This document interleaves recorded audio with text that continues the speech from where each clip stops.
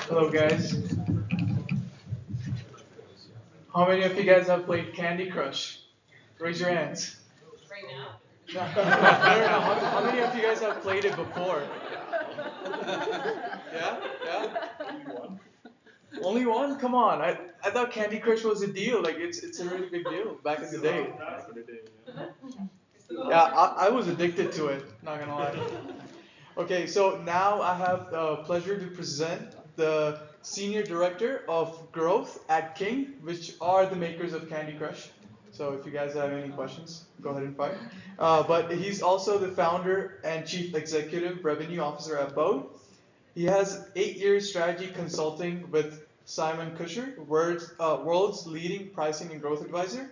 And just to top it off, he has a master's in economics from the University of Oxford. Let's give it up for Alan Kelly. Yeah, thanks for having me here today. It's great to be here. Great to chat to you all. Excited to tell you a little bit about Bōde and our topic for today, which is how to sell a home using data. Prem's just given me a bit of an intro there, so I won't really repeat this, but I no longer work at King. Now I just work at Bōde. So I was one of the founders of the company. I'm currently the Chief Revenue Officer. So I oversee sales, partnerships, operations, and defining the commercialization or the growth strategy for the company. So I used to be the Senior Director of Growth at King, who are the mobile game makers, creators of Candy Crush.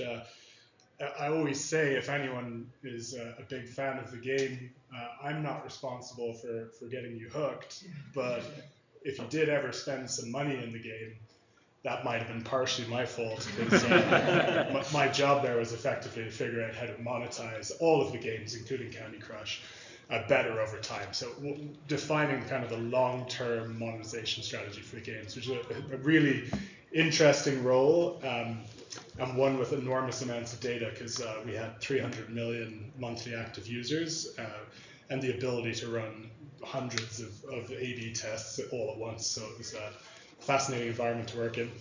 Before that, like Prem said, I spent 8 years with a company called Simon Kucher & Partners, advising very large businesses, mostly in the tech and internet space, on their growth strategies, so how to grow revenue using pricing, marketing, sales, and product. And maybe one other thing about me is that I'm Irish, and I'm here on St. Patrick's Day at 3 p.m. in the afternoon, completely sober. So I'm obviously not one of the cool Irish people. So that's a little bit about me. Let's talk about Bōde for a minute. So effectively, how many people have heard of Bōde? Maybe a raise of hands. Okay, a few people. How many of you heard about us before today? Okay, same group, good. Effectively what we do at Bōde is we make it easy for people to buy and sell homes. So maybe to try and motivate what we're doing, can I get a show of hands? Everyone put up your hand if you've ever bought or sold a home. Okay, lots of people, so keep your hands up. Keep your hand up if you thought it was an amazing experience and really good value for money in terms of the fees. Okay, well maybe 3 or 4 people left. Are any of you realtors? Okay. So yeah, that kind of motivates what we're doing at Bōde. So the big things that we're trying to solve are the experience of buying and selling your home, and then on the other side, trying to make it a much better value for money. A lot of people believe, and I would agree with them, that the price that realtors charge for the value of the service they deliver is just kind of out of whack, right? They're paid very high fees and not necessarily putting in a huge amount of hours into each sale. So those are the 2 big challenges that we're trying to solve. But maybe to give you a bit more background on our company. So effectively what we are is we're an online marketplace for buying and selling property. We work with 2 main segments. So regular people like you and me buying and selling our homes. And then the other half of our business is working with home builders and developers, helping them sell new homes. So effectively what we're doing is we're putting buyers and sellers in direct contact and giving them everything they need to transact on the home successfully. I'll get into more details here in a minute, but we started here in Calgary. I'm the only non-Calgarian on the founder team and on our initial team. We're now across all of Alberta and BC, and early next week we'll be publicly announcing our launch in the Greater Toronto area. So expanding across Canada as quickly as we can. And the other thing to mention is we're now the biggest provider of listings to builders and developers in Alberta. So we just got started 3 or 4 years ago, and we're already the biggest provider of listings for builders in Alberta. So we're quite proud of that and looking to do the same in BC and Ontario. And of course, we've got a reasonable share of consumers as well, regular folks buying and selling their own homes. But yeah, again, in a nutshell, what we're trying to do is just make it easy for people to buy and sell homes and save money at the same time. So how does that all work? Really, these 7 steps cover it. So starting in the top left and going left to right, what we do is we cover all the costs of photos and measurements for every home that's listed with us, regardless of whether it's a consumer or a home builder. We then list the home on every possible listing site out there. So we're listing it on realtor.ca, which is MLS, Zillow, Kijiji, Facebook Marketplace, and 1,000 other listing sites, which most people will have never heard of. But what most people don't realize, everyone kind of thinks the main place for searching homes is realtor.ca, and that is absolutely true. They have about half of all the home search traffic in Canada. But that long tail of 1,000 other sites gets the other half of all of the people who are searching for homes. So what we're doing is we're just putting someone's listing absolutely everywhere we possibly can. Most realtors will just put it on realtor.ca. Some of them might send it to some other places, but we're just trying to put it absolutely everywhere online where we can. Then what we do is we advertise that home using paid ads on Facebook and Instagram and Google. Again, just trying to get the home more exposure.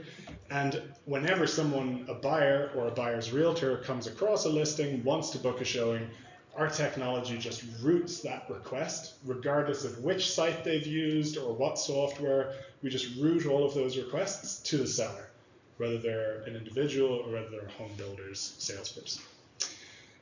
We give both parties everything they need to be able to do the transaction online. So a buyer can make an offer online, they can negotiate back and forth entirely online, and once they reach agreement, they can populate the contracts online and sign them and work their way through the next steps to get to possession. So we're the first people to ever digitize that entire process from end to end. And then what I'd like to talk a little bit today about is the data that we give people back. So we give people really great data on the performance of their listing, trying to help them figure out what they should do over time. Is their sale going well? Is it not going well?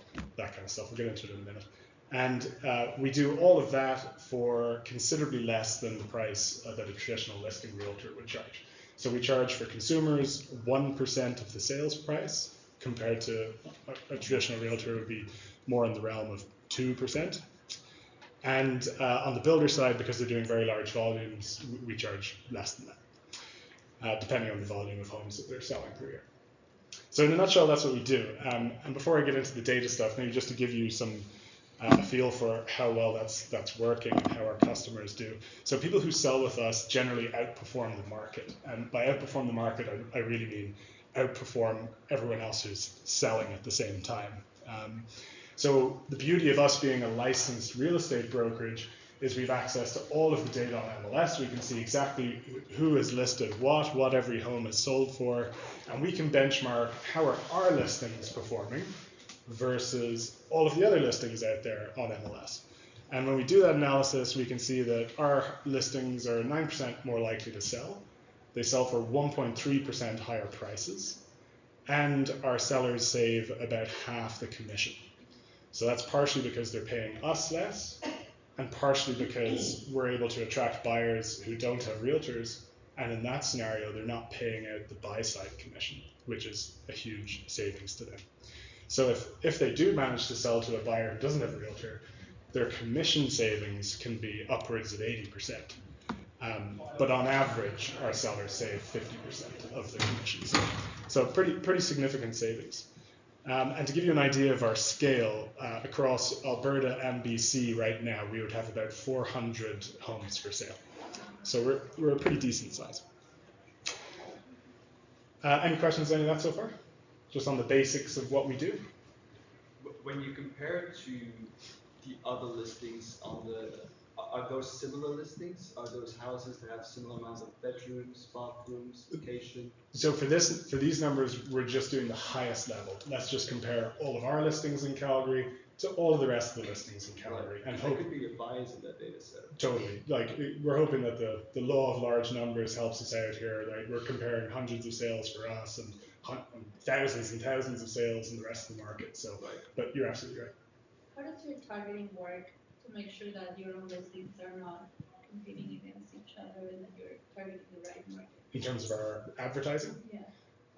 Yeah. We generally don't worry about that too much because we definitely do have homes for sale that are in the same communities or very near each other and also at the same kind of price points. But it's not like all 400 of the homes we have for sale right now are competing with each other. Like, in reality, of those 400, there might be 2 or 3 that are competing, with each other. So it's not like the worry there would be we end up spending a fortune on Facebook and Instagram and Google ads because we're competing against ourselves for the same buyers. But we haven't really seen that we're paying huge fees on that side. So we haven't worried about it. Thank you. No problem. Couple more questions? Since you mentioned the large numbers, what's the uncertainty on that monthly? Well, it wouldn't be a data conference if nobody else. I know. It's the tough questions already. What I will say about that number is obviously the wrong way to do that calculation would be to just say, well, what's the average price we sold for and what's the average price everyone else sold for? So what we do is we look at the sold price to list price ratio and say, okay, how does our sold price to list price ratio compare to the market's sold price to list price ratio? So that's where we're 1.3 percentage points higher. So that's trying to take out the effect of like, it's just a coincidence we happen to sell higher price homes and compare us to all the other listings in a more fair comparison. But obviously it's not perfect either, right? Because it could be the case that for whatever reason our sellers are just choosing lower starting prices, list prices, and then ending up doing better at the sale price. But again, to try and get into the analysis of all that is probably overkill for the marketing message I'm trying to give you here. Great. So that's a little bit about what we do. So from a data Can I follow up on that one? Yeah, sure. It's the most interesting thing because it seems to be really the value. What's driving that higher sale price? Like you mentioned some of the things, but how well do you understand why you're able to offer it? Yeah, so I think it comes down to the fact that, so our sellers, they're making the choice about which offers to accept. We are obviously giving them quite a lot of guidance from our perspective on what we think they should do. But obviously the home is theirs, and we're not pushing them in quite the same way as a traditional listing realtor would. So I think a big part of the answer to this question lies a little bit in the, has anyone read the Freakonomics books? Yeah. So there's a great section in the Freakonomics books where they compare realtors in Chicago selling their own homes versus those same realtors selling other people's homes. And when they sell their own homes, they sold for, I think it was 1.1% higher prices. And when they were selling other people's homes, they were selling for less. So the point here, but the interesting thing was when they're selling their own homes, on average, they took about 3 days longer to sell. And that's kind of exactly what we see with our sellers. They take about 3 days longer to sell than the rest of the market, but they're getting 1.3% higher prices. And I think the big reason is when you're a realtor and you're selling your own home, you want every last dollar that you can get out of that home. When you're a realtor advising a client on selling their home, you just want the deal to close because you don't get paid unless the sale goes through. So often you'll hear from realtors things like cliches, kind of like, oh, often your first offer is your best offer. They'll kind of discourage you away from trying to hold out to see if better offers come through. Because if you get a $10,000 higher offer, for their commission, it's about $150 extra. So they're not really going to fight for that $150, right? When if they just get this deal done, they're going to get paid $10K. So that last $150, they're not really caring so much about it. But for the owner of the home, that's $9,850 to them, right? So they care a lot more about it. And I think that's a big part of the reason. But I would say it's not the only reason. I think a big part is also the fact that we're listing on way more sites and that we're advertising way more than a traditional realtor would. So we're generating more demand, more buyers. So that more demand obviously results in more competitive offers, which helps push prices up. Yeah. Just quickly on that, from a seller's perspective, that's really interesting. But from a buyer's perspective, I would not want to pay 1.2 more. I would want to pay. So are you saying that it's better to sell through Bōde, or maybe to buy through a realtor? Yeah. Well, so there's two parts to that. One part is I would say yes, it is better to sell through Bōde, and you should all do it. But we don't represent buyers in the same way that traditional realtors do. So any buyer who buys through us can buy without paying any buy-side commission. So obviously it's typically the seller who's paying the buy-side commission, but who's paying the seller? The buyer is. So if you're a buyer who doesn't have a realtor, then if, say I don't have a realtor, I'm offering you $500,000 for your home. Someone else who does have a realtor is offering you $500,000 for your home. Well, you're going to make $10,000 more by accepting my offer because you're not going to have to pay my buy-side realtor. So actually there's an advantage to buyers working with us for that reason. Yeah, but I would say we are quite focused on helping our sellers. Yeah. Sorry, one question. So as buyer, can I use your tools as the estimate assessment tools for the potential house? Can you submit showing your requests? Is this what you're asking? Yeah, so if I want to buy a house, right, so can I use your tools to make the assessment to see whether the price is reasonable or not? Yes, and that's what we're going to come on to right now. It's like you're planted in the front row. So from a data perspective, what do you need to sell your home? So the first part is knowing what the home is worth. Really important, right? And I think, a lot of homeowners have a tendency to overvalue their own home. It kind of just makes sense, like the behavioral psychology principle of the endowment effect. Because you own something, you tend to value it more than someone else. The other effect here is that the last time your home was for sale, you valued it more than anyone else, which is why you bought it and how you ended up kind of winning it. And so naturally you're going to think it's worth maybe more than the market does. So it's really important that we're able to help our sellers figure out what their home is really worth. And we take a data-driven approach, which I'll come on to here in a moment. And then the other really important part from a data perspective is when you list your home and you've been on the market for a couple weeks, what you need to know is how's your sale going, right?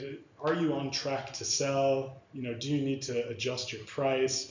What should you do now that your home's listed? If you're working with a traditional realtor, the average realtor in Canada or Calgary lists and sells about one home a year. Obviously, there's lots of realtors who do way more than that, and there's lots of realtors who do zero, who just have their license, but they're not really active. But the point is, they don't necessarily have a huge amount of experience to be able to tell you how your listing is doing, right? You'll ask them, hey, we've been listed for 2 weeks. How are we doing? How many showing requests have we had? Is that good? Is that bad? And the realtor will think to themselves, yeah, we're kind of on track. Like I sold one other guy's home this year. I don't have a lot of benchmarks to compare it to, right? So with us, because of the scale we have and because we're taking this data-driven approach, we're able to do way better than that. So that's what those are the two things I'm going to talk you through right now. So the first bit's about what's your home worth, but maybe before we jump into that, I've got a little video here which just, I suppose, shows you some of the tools that are available on our site. So I'm just going to play that now. Hopefully there is some music here. We did test it. Hopefully it doesn't blast your ears. But this will just show you some of the tools that are available, and then I'll talk through specifically how we help people figure out what a home is worth.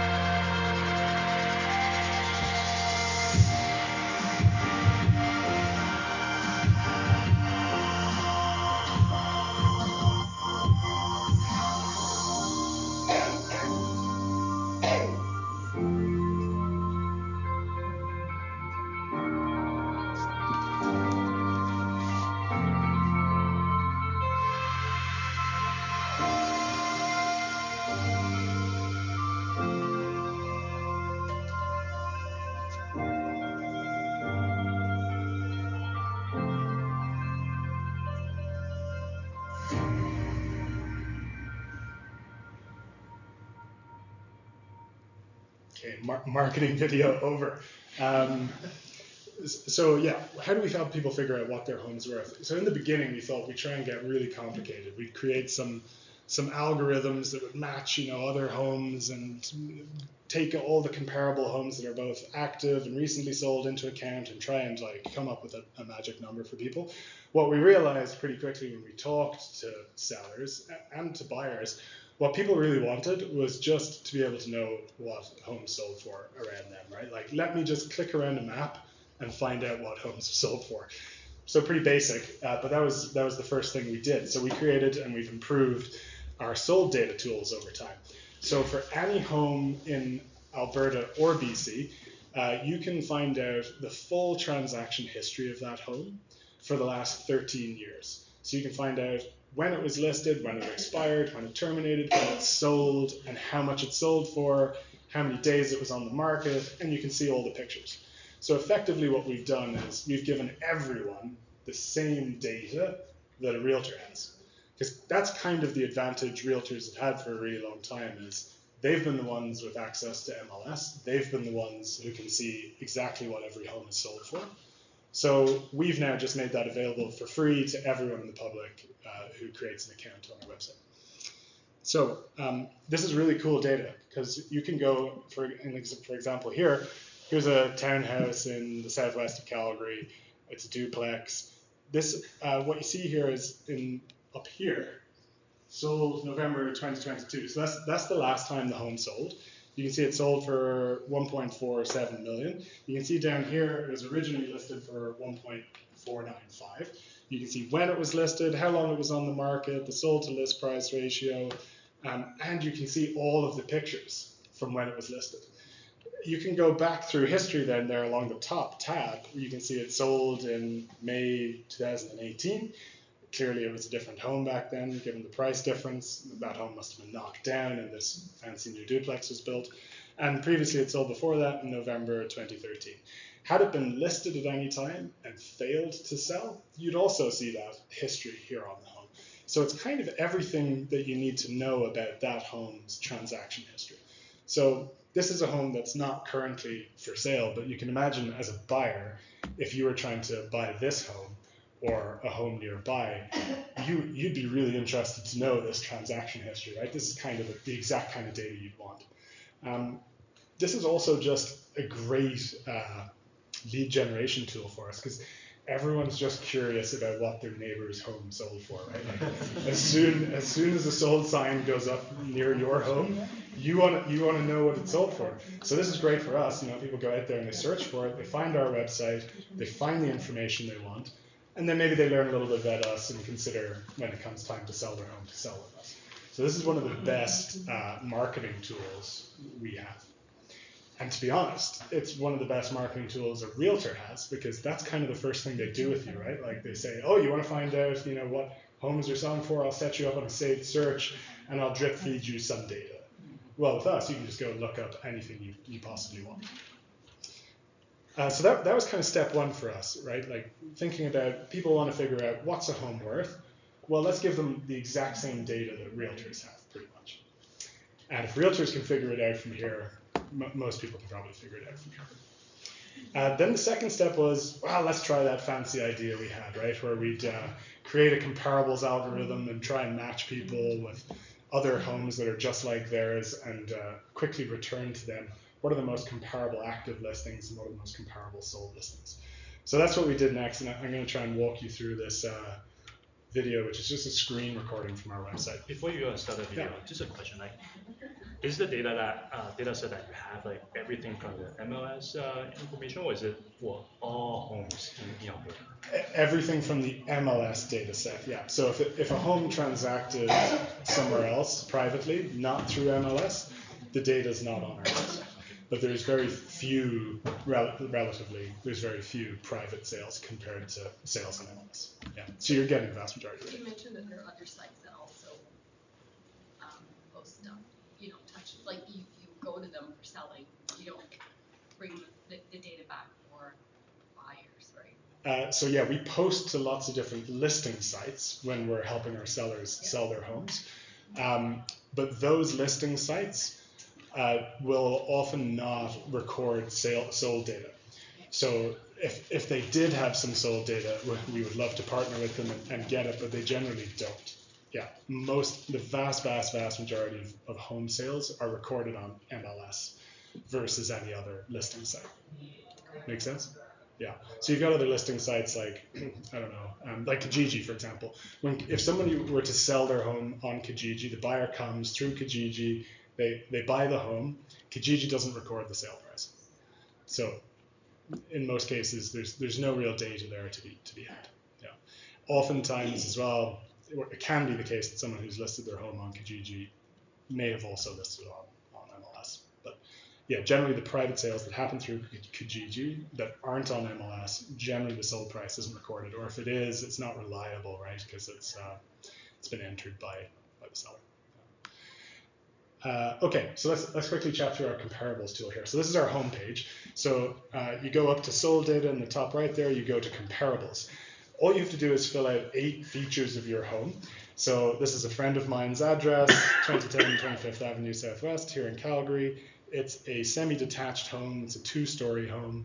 It was built, I think, 2018 or something like that. So between 2015 and 2020. It's 4 beds, it's 4 baths, and it's about 2,500 square feet.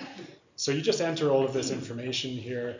It's got a detached garage with 2 parking spaces. So you just enter that, you click go, and what our algorithm does is it returns to you the most comparable recently sold homes and the most comparable active listings. So you can see here, obviously, distance, how far away is it from your home, what kind of home is it, how many stories, what year was it built, how many beds, baths, and what price did it sell for.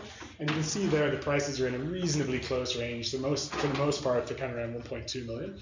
And then you can look at the active listings, all the same information. You can see the list prices, what they're currently listed for sale for. You have this match score over here that tells you how similar are they to yours. You can click into any of them, and you can see all the photos, and in this case, you can even see the transaction history up there in the top right-hand corner, the last time it sold. You've got a great big map, and you've got all of the other information about the home that you could want. So again, effectively what we've tried to do here is, rather than our other sold data tool, where you're kind of just clicking around the map, trying to look at what have other homes sold for, here we're trying to narrow down that process for you to figure out what your home's worth by giving you an algorithm that tells you what are the most comparable homes to yours, using those 8 key features. So that's pretty cool there, and with that matching output that you have there, how do you determine the difference in the quality of the home, right? You can have 2 homes on the same block that are vastly different in terms of quality. Yeah, it's a great question, and that's exactly why we leaned away from trying to guess the value of the home. Because of that, it's so difficult. So many companies have invested a lot of money trying to do just that. Zillow is the big one in the US. Have invested a ton of money. They used to have $1 million competition for anyone who could improve their model to estimate the value of a home. But the problem is exactly what you're talking about, which is there's all kinds of data which isn't in the data set that determines the value of a home, down to really small things like you can have 2 homes that are pretty identical on a lot of metrics, but one has a beautiful view of like Calgary's skyline, and the other just down the street is like overlooking something not so attractive, right? So, and there's so many other examples that's just not recorded anywhere in the data, right? But over time, maybe we could get better structured data about that, right? Because if you could look through the pictures, for example, and try to assess some kind of view score and all kinds of other scores you could try to assess through analyzing the pictures. That's not something we've explored, and to be honest, that approach isn't something we're going to, I think, invest a lot of resources into trying to get that perfectly accurate, because to your point, there's so many things that can change a home's value that aren't recorded in the data. But you get a pretty good feel here for, okay, well, I'm going to look through, in this example, we've matched homes, I don't know, between 94% matches, 93, that's not a big spread, but you can click here for more results and find more results. You can look through those and make your own assessment, because these are typically going to be homes that are very close to yours.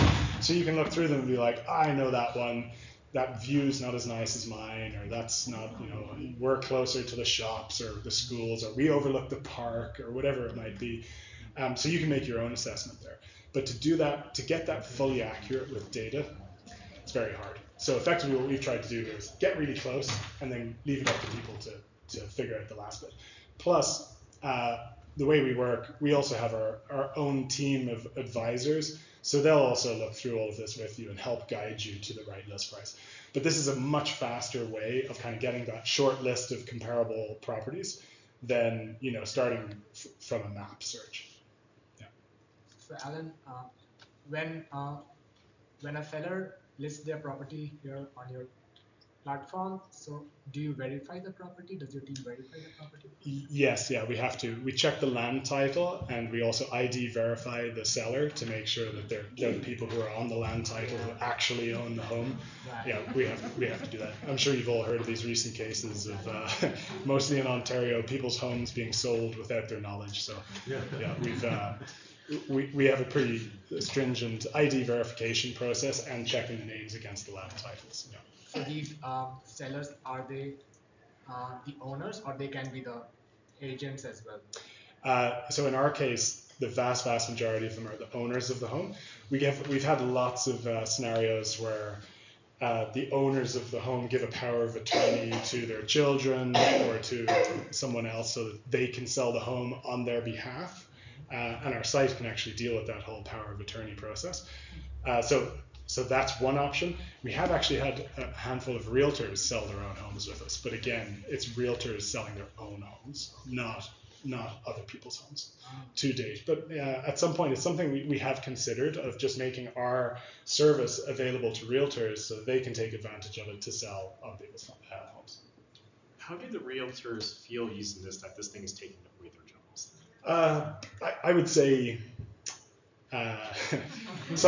some of them obviously aren't too happy about it and think that this is potentially putting them out of business. I would say they would be looking at it the wrong way. We're just another option in the marketplace, right?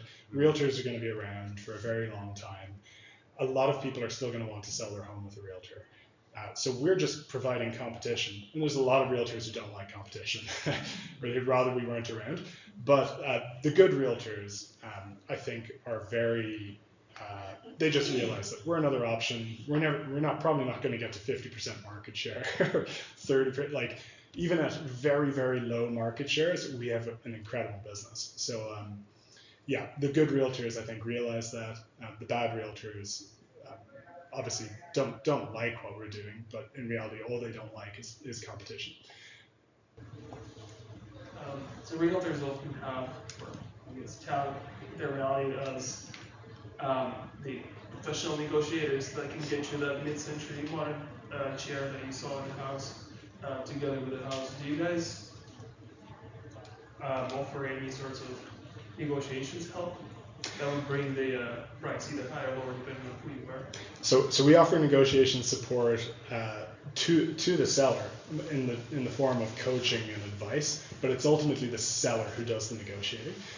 What we found is that sellers are really good at this, right? Like, or maybe it's just the people who happen to work with us, but they're really quite good at negotiating on their own behalf. So if they're, whether it's on price or whether the buyer wants, to try and include some of the items in their home, we found that sellers actually navigate that process very easily. And the feedback we've had from our sellers is it's actually great to be the person in the driver's seat rather than kind of playing telephone, right? Like you're telling your listing realtor what you want them to achieve and then hope that they communicate that well in the negotiation versus you just being able to negotiate directly with the other side.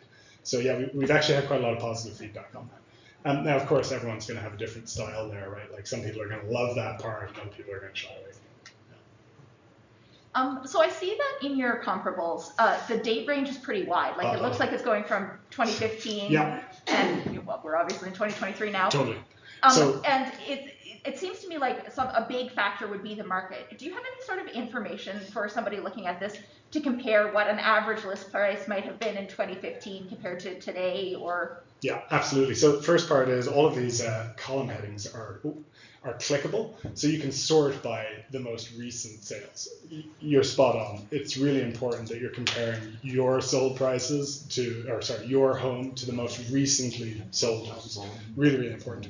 But the reason we include all of these older sales is because for certain kinds of homes, there's often not very many really good comparables. So if you've got a really good comparable, but it sold a few years ago, that can be quite useful information. But then you have to account for, well, what was the market like back in 2016 versus where it is today? So we also provide people with all of that information. So the home price index, even for like down to a community level, we can tell them, okay, hey, homes in Altadore in 2015 were at a price index of 115 versus today they're at a price index of 120. And so you can kind of do the simple maths to figure out, well, what would that kind of be in today's market? But it's a really important thing. In the data that you're using this, were there any biases in it that you weren't expecting, and how did you deal with them? No, I wouldn't say there's any biases you were expecting, but maybe to take that question in a different direction. One challenge we had in running this matching algorithm was because in the database there's just there's hundreds of thousands of sold records. And in order to return results here to a user really quickly, it's important that this page loads quickly, right? Nobody wants to sit there while it thinks forever. So one of the things we had to consider was, okay, in order to get this page to load fast and reduce the amount of computing required, how can we reduce the number of homes that we're actually comparing to get that performance up? And the way we did that was just to use distance, right? What's the distance between the subject home and all of the comparable homes that we're comparing to? Because obviously that's the number one kind of criteria is how close are the two homes in terms of how comparable they are. So the way we do that is we just limited it to, I forget what the number was, I think we limited it to the closest 5,000, or maybe it was less than that, 1,000 homes, to just run the algorithm on those and create those match scores. Because once you start talking about homes that are kilometers away, they're not really that comparable. How did you get MLS to agree to this? Like, it's a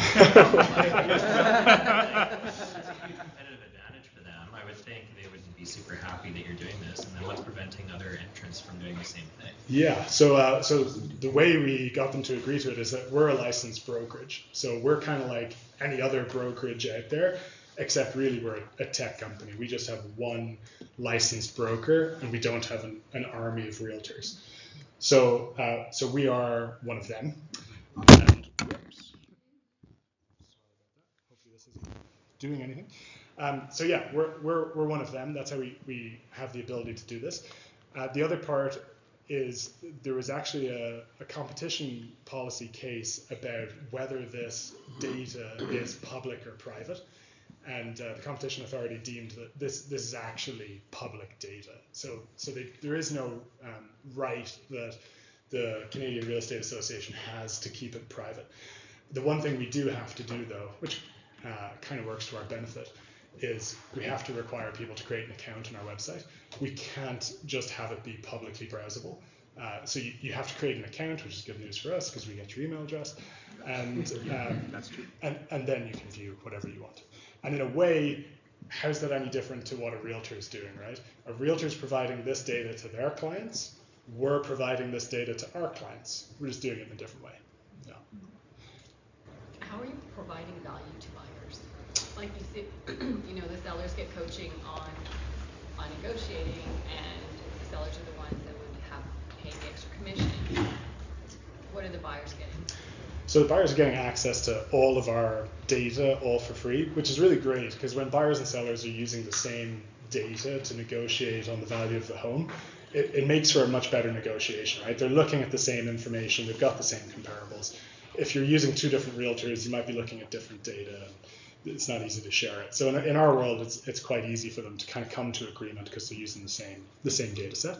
The big value we're providing buyers is that they can buy through our site any of the homes that our sellers are listing, and they've got this huge price competitive advantage over all the other buyers that are working with realtors.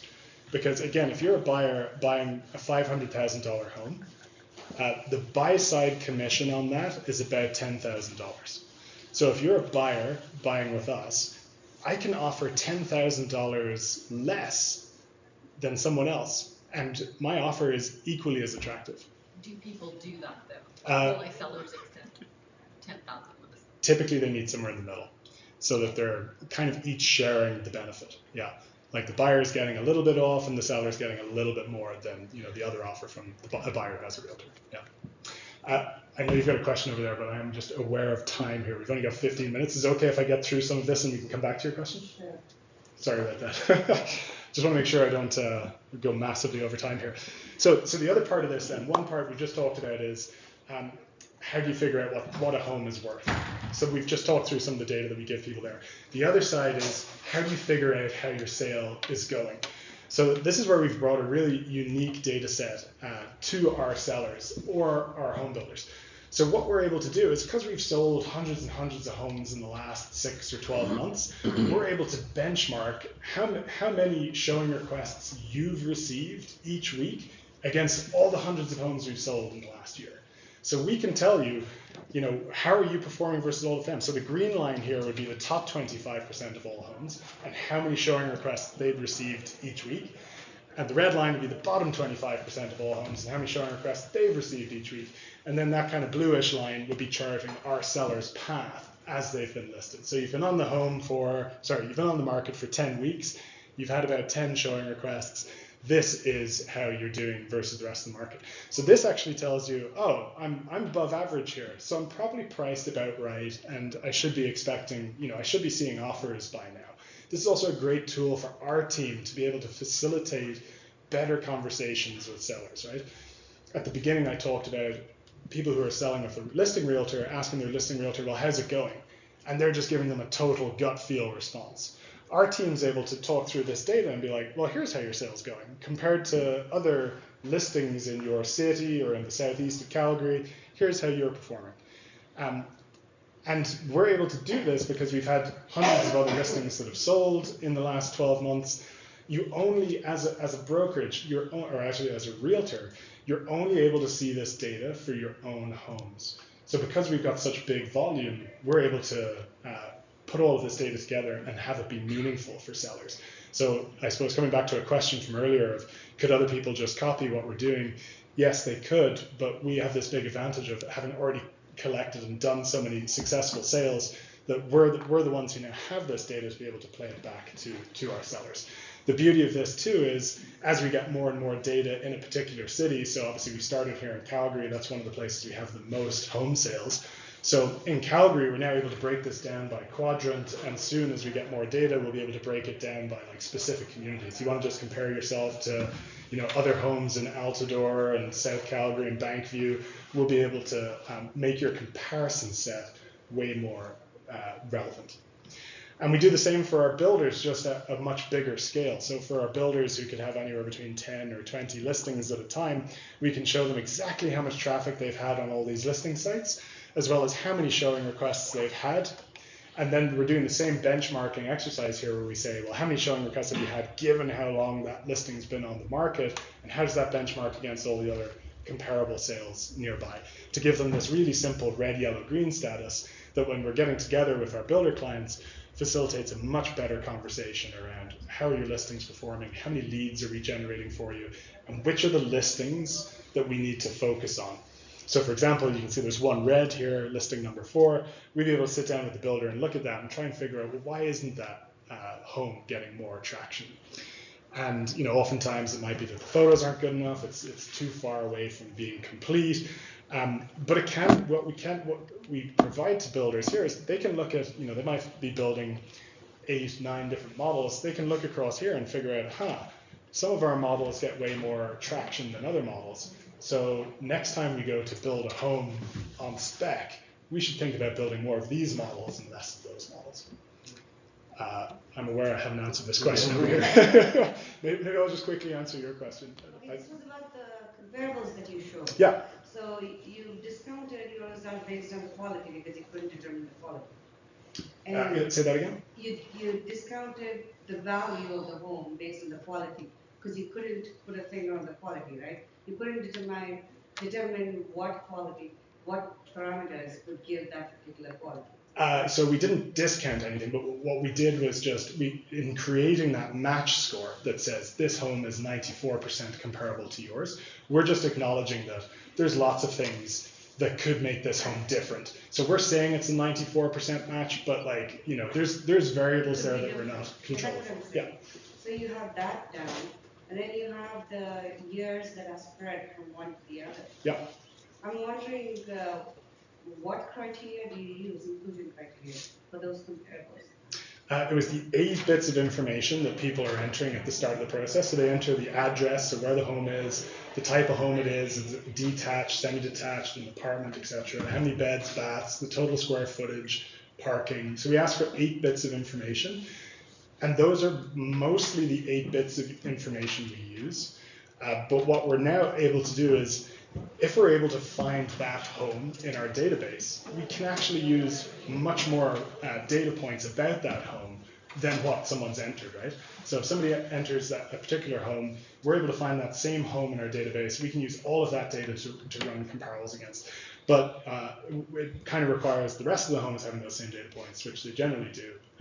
So there is some elements there. You don't get to validate the data entry, basically, like what it's actually. Well, I suppose we're validating as when we find an exact match, then we're using all these extra data points. Where we can't, then we're just using the 8 data points that they've entered. Yeah. Okay, I only have a couple more slides and we've got 10 minutes left. So we're in the takeaways section. So what have we talked about? We've talked about what we've helped people do, right? Help people figure out what their home's worth, and then help people figure out how's their sale going and how can we help them come to a more successful sale. So I suppose the takeaways I'd like to leave you with are, when thinking about what data we wanted to give people, we really started from the point of, well, what's the insight that people need? What's the question that they're trying to answer? We did, like everyone else, naturally a little bit fall down the rabbit hole of, wow, we've got all this cool data, what can we do with it? And have to bring ourselves back to being like, well, hang on a minute, what do people actually care about, and what are they trying to do? And that's always the most important starting point. Oftentimes, presenting the data back in a really simple, clean way that allows people to answer the problem they're trying to solve is as important as the data itself. So take, for example, our sold data pages. I mean, we're not doing anything particularly sophisticated there, right? We're literally just presenting the basic data back to people. But that's become our #1 marketing tool and a huge traffic driver for us. So oftentimes it's about thinking, you know, even if we're not doing something super sophisticated with data, how can we use it in a way that's hugely advantageous to our business? And then the last thing is obviously continuously refining and improving. That's a process we've gone through with all of our data tools to make sure that we're like talking to the users who are using those tools regularly, getting their feedback, figuring out what they like, what they don't like, what is it that they're trying to do, what answers or what questions do our tools not answer today, and how could we better help answer those questions in the future. So that process with our users has been really important, and what's allowed us to kind of get to the state we're in today, which hopefully will be even better and better over time. So that's it. Happy to open up to questions on all kinds of different topics. Maybe before we jump into questions, I have a question for you, selfishly, which is in that same spirit of refining our approach. A question to you guys to think about is, how else could we be using data to sell homes? We'd love to hear some thoughts on that. So maybe keep that in the back of your mind as we go through these questions. We'd love to hear someone with some ideas there. Shoot. I have a question, not an answer. Okay. Damn it. I was hoping to avoid as many of these questions as possible. For the builders or just anyone, like if you're taking for the home viewing the bottom 25%, there's always going to be a bottom 25% no matter how good it does. How do you deal with that with, if I'm a builder and I have 4 homes, statistically one of them is always going to be bad? Yeah, that's something we have to remind our builders of all the time, because the comparison set here are only homes that sold. So even if you're in the bottom 25%, those homes still sold. That's but they probably took longer to sell. And so that's kind of the conversation we end up having with our builders. And for a home builder, that's kind of the important question for them as a business when they've built a home or it's under construction. Every month that they continue to finish it, or every month after it's finished, that they have these carrying costs, right? Because they've borrowed money to build a home. It's phenomenally expensive to build homes. So there's carrying costs to just keeping them there the whole time without selling. You'd be happier to sell them earlier for slightly less money, but you don't want to. The margins on new homes are very thin, so you want to try and achieve the best prices you can. So it's a bit of this balancing game of how long are we willing to hold out for the best price that we can. But you're absolutely right. Even the homes in the bottom 25% still sell in our comparison set. So we have to remind builders of that sometimes, that like it's still a business decision for them of, are they willing to hold on, or do they think that they're just overpriced? Let's go here. I'll go back there. I'll try to maybe not answer it because of my ideas to the question you posed in my question. I really love that 1.3%. Like that's a lovely selling point. What do you think the opportunity is of how much more value could you unlock for sellers? And what have you thought of, whether in terms of setting the listing price, or maybe along the lines of the discussion about negotiation? That seems pretty important. Are there other features you could offer sellers to help them do better in those two parts? Yeah, I think we could do quite a bit better. I think there's still a long way to go. Like if you compare what we're doing versus what a traditional listing realtor is doing, and just the power of the information that we're giving back, like I really do think our sellers are at an information advantage over a seller who's not using our service, right? And getting that same kind of data feedback, telling them how their listing is doing. So I think we can make that a lot better. And I think the more data we have on that, as we do more and more sales, and the more we're able to get that comparison set more and more local, the more powerful that will be. And hopefully we see that metric goes up over time, right? That 1.3% becomes 1.5%. I do think there's further we can go there. I don't have any brilliant ideas off the top of my head of how we get there, but it's it's something we're thinking about every day. Hopefully you guys have those answers and I can just steal them. Sorry, I said I was going to go back here. I'm curious, it's a little off topic to what you were speaking about directly, but the actual portal where people are communicating with each other when it's a buyer and seller on both sides, how are you handling kind of privacy concerns with that type of, like, I'm assuming they're sharing each other's names and talking about a lot of money that they're willing to spend and have access to. How are you controlling the privacy restrictions around that data on your portal, or is that happening off-site on your application? So there's different ways buyers and sellers can get in contact. When they're using our website and to communicate, then there we've got our own tech and product team are providing the security on our site to try and make it so that people can't hack in there and read other people's private messages, just like any other company would have that challenge. But then we have, because we're listing on all of these other sites, it's possible that the way buyers and sellers start communicating is either by phone or by email, because we'll actually, as long as our sellers are happy to do so, we'll actually put their phone numbers on the listings. So oftentimes communication might end up in email and text, and then it's about the security of those platforms. But on our platform, that's where it's our tech and product team that are working on the security of our platform. And for sure, that's something we've had to beef up over time, from our first version of our site to where it is today. I'd say it's much more secure now, but it'll be something that we have to continue to work on. Yeah. Yes. I do have an answer to the question too. Yes. First. Answers.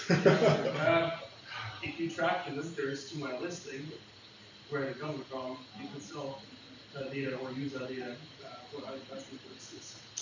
Yes. So like tracking which other sites they're coming from to land on our site. Not the sites, which locations, the IPs. Yes, right. So we do a bit of that, but we don't sell it to anyone. We just use it for our own purposes right now. So that's some of the data that we'll provide back to builders, for example.